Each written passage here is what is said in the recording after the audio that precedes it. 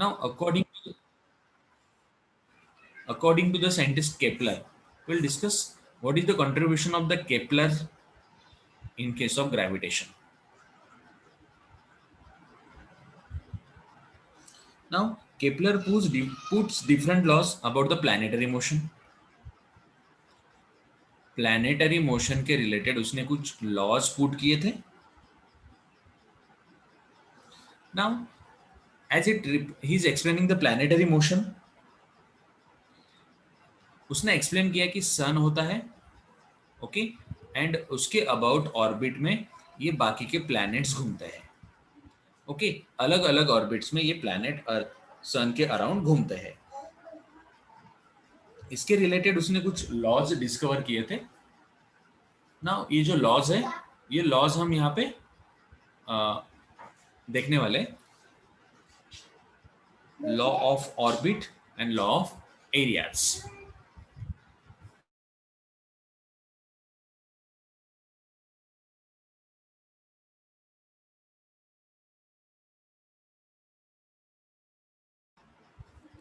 Okay, now इसके दोनों जो लॉज है वो हम यहाँ पे डिस्कस करेंगे. बेसिक जो दो लॉज है, उसके बाद में और भी हमें एक्सप्लेनेशन उसके रिलेटेड देखना है. पहला जो लॉ ऑफ ऑर्बिट हम यहाँ पे डिस्कस करने वाले हैं.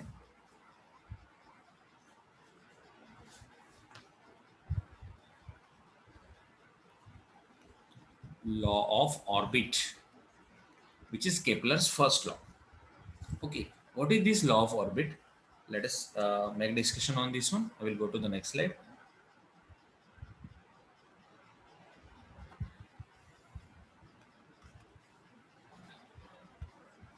Law of orbit. I will write his statement about the law of orbit. What is saying? All planets, आपको ये law पता है already. All planets move in elliptical orbit.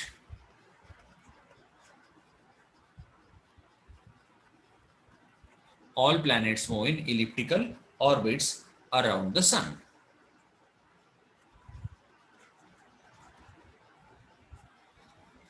With the sun at one of the foci of the ellipse. This is the statement of law of orbit. Okay, अब देखिए students, जब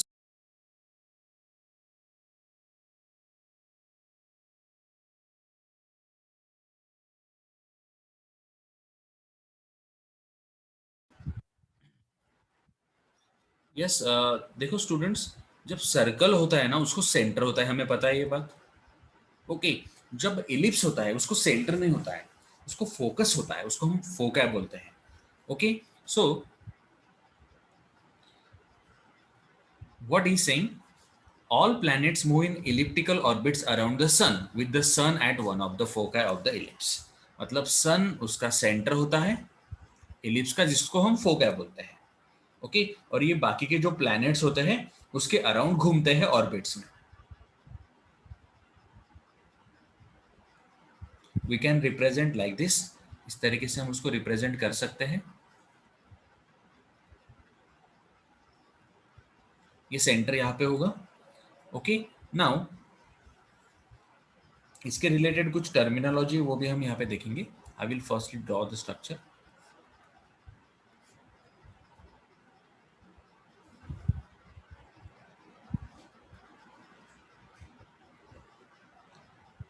I will name it like M N P A S S dash like this. Okay, देखते हैं क्या concept है. अब देखो ये जो यहाँ पे शो किया है ये ऑर्बिट है. Okay, so it is the orbit of the planet around the sun. मतलब सन के अराउंड ये प्लैनेट इस ऑर्बिट में घूम रहा है, ये यहाँ पे शो किया है. नाउ यहाँ पे S एंड S डैश मुझे दिख रहा है. S and S dash structure में दिख रहा है.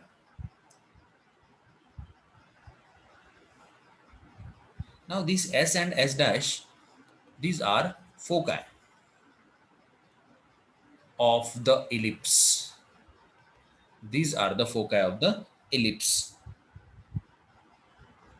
The sun being at S. Okay, so ये S and S dash are the foci of the ellipse. अब ये जो P दिखा है यहाँ पे,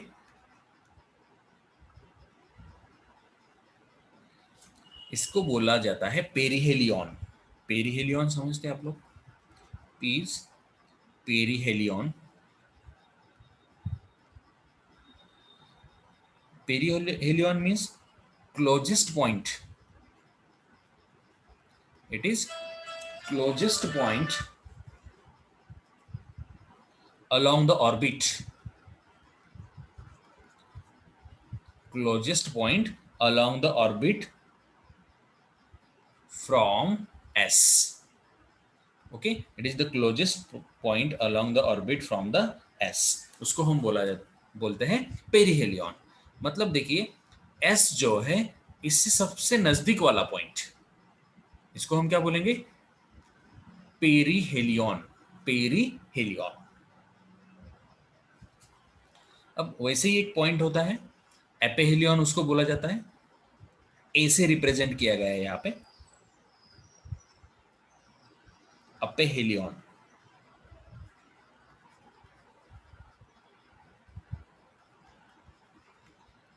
It is farthest point.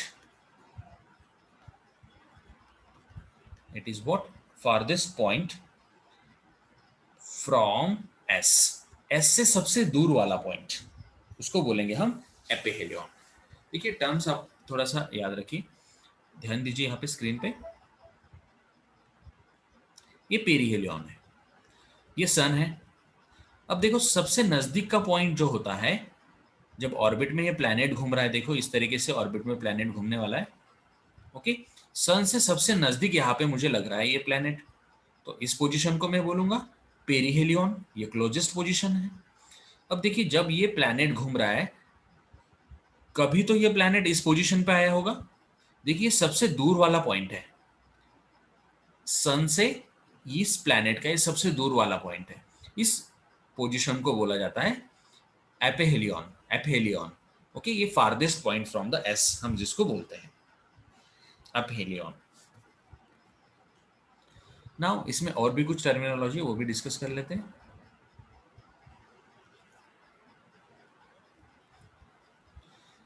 ये जो पी ए है यहाँ पे, P A, I will write here this P A, मतलब पेरिहेलियन टू एपेहेलियन. इसको बोला जाता है major axis. It is what? Major axis. ये होता है कितना? 2a. डायग्राम में शो किया है P2A. PA is 2a. अब देखो यहाँ पे PO मुझे दिख रहा है एंड AO भी मुझे दिख रहा है. PO, दिस AO, इनको बोला जाता है semi major axis. These are semi major axis. Okay, ये जो MN यहाँ पे है, MN को बोला जाता है minor axis. It is what? Minor axis. और ये माइनर एक्सिस कितना यहाँ पे शो किया है? It is 2b. अब ये OM एंड ON ये कौन होंगे फिर? Semi minor axis. इनको बोला जाता है सेमी माइनर एक्सिस. ओके, ये हो गया Kepler's first law, law of orbit, and उसके रिलेटेड ये सब टर्मिनोलॉजी है. Now we will go to the second law.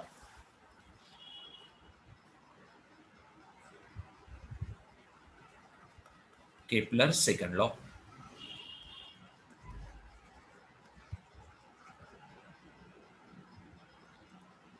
It is also called as law of equal areas,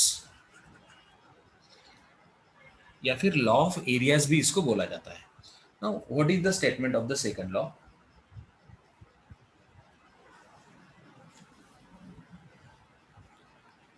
the line that joins a planet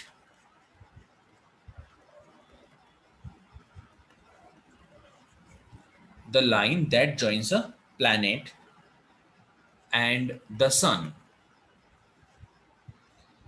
sweeps equal areas in equal interval of time. In equal interval of time. Okay, what does it means? Now समझो ये elliptical orbit है planet का and sun is one of its foci है. यहाँ पे सन मैंने represent किया है. ओके, नाउ मैं यहाँ पे रेडियस वेक्टर ड्रॉ करूंगा from sun to the planet. Okay, समझो प्लैनेट इस पोजीशन पे है, थोड़ी देर बाद इस पोजीशन पे है, तो ये पोजीशन वेक्टर है इसका. थोड़ी देर बाद यहाँ पे आया, मतलब ये यहाँ का पोजीशन वेक्टर है. तो कुछ टाइम इंटरवल टी में उसने इतना एरिया स्वीप किया है, इतना एरिया उसने कवर किया है. अब देखो, समझो उतने ही टाइम में जितना टाइम मैंने यहाँ पे कंसिडर किया था, ये प्लैनेट इस पोजीशन से इस पोजीशन पे जा रहा है. जितना टाइम उधर लिया है उतने ही टाइम में यहाँ पे वो मूव ऑन कर रहा है. तो ये जो दो एरियाज है, इसको हम बोलेंगे A1 एंड इसको हम बोलेंगे A2. तो ये दो एरियाज इक्वल होते हैं. I will say that this A1 equal to A2. Okay, so the radius vector drawn from the sun to the planet shifts equal areas in equal interval of time. Okay, एकदम simple language में मैं इसको लिख के देता हूं. The radius vectors या फिर रेडियस वेक्टर बोलेंगे इसको. The radius vector drawn from the sun to the planet, the sun to any planet, सन से प्लैनेट तक का रेडियस वेक्टर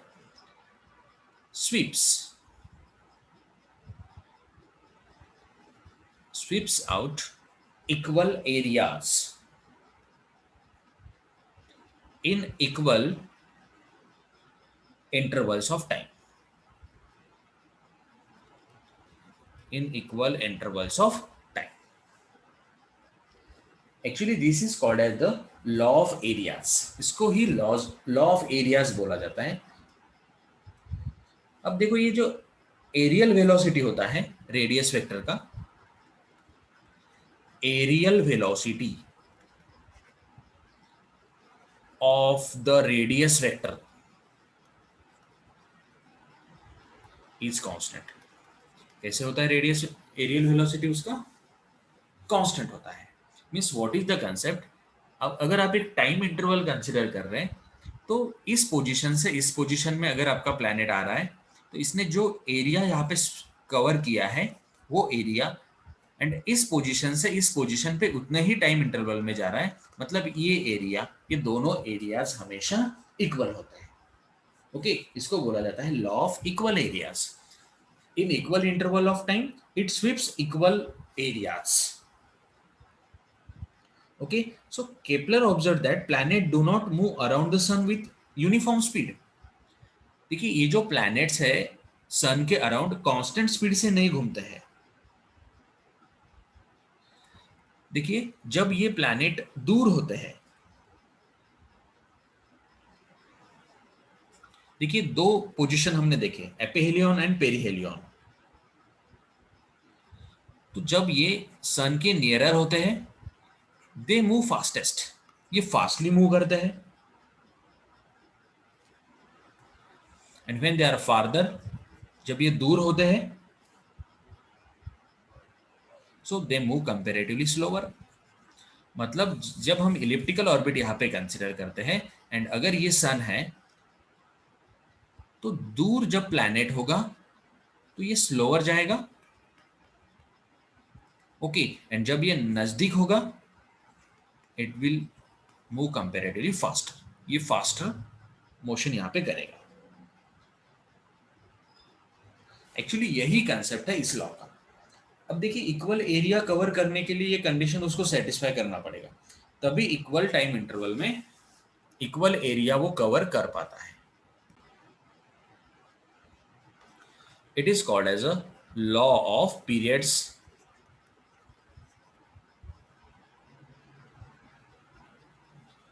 या फिर इसको हम केपलर्स थर्ड लॉ भी बोल सकते हैं। It is Kepler's third law. देखते हैं इसका स्टेटमेंट क्या है। The square of the time period, the square of the time period of revolution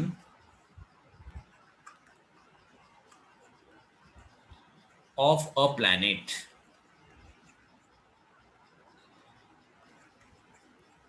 around the sun is proportional to, देखिए किसके साथ प्रोपोर्शनल होता है, cube of the semi major axis, cube of semi major axis of the ellipse, जो हमने अभी देखा है, traced by the planet, traced by the planet. Okay, अब समझो, हमने यहाँ पे कुछ टर्मिनोलॉजी में यहाँ पे चेंज कर रहा हूं। आर मैं बोल रहा हूं length of semi major axis, length of semi major axis. तो देखिए उसने क्या बोला है, स्क्वायर ऑफ टाइम पीरियड, मतलब टाइम पीरियड का जो स्क्वायर होता है, it is proportional to cube of the semi major axis. So T square is directly proportional to R cube आएगा। Okay, so this T square by R cube क्या आएगा फिर, constant आएगा। T square by R cube equal to constant. Okay, so यहां पे जो concept दिया है, square of period of revolution of the planet around the sun, it is directly proportional to the cube of semi major axis of the elliptical orbit. इसको हम harmonic law भी बोलते हैं। It is also called as a harmonic law. ये harmonic motion करता है, या फिर इसको लॉ पीरियड भी बोला जाता है।